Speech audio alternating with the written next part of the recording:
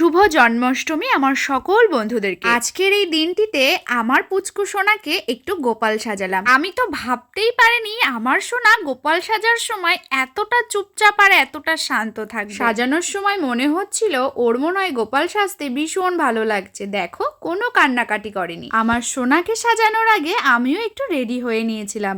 তো আজকের লুকটা কেমন লাগছে তোমরা কিন্তু দেখে অবশ্যই কমেন্ট বক্সে জানাবে। সাজানো কমপ্লিট হওয়ার পর আমি আমার সোনার দিক থেকে মুখই ফেরাতে পারছিলাম না, আমার কাছে এতটা সুন্দর লাগছিল।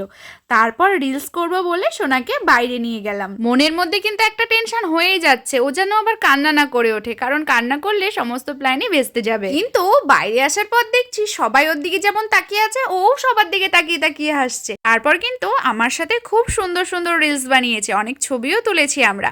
তো চলো, আজকের ভিডিওটা তোমাদের কিরকম লাগলো অবশ্যই কিন্তু কমেন্ট বক্সে জানাবে। চলো, টাটা।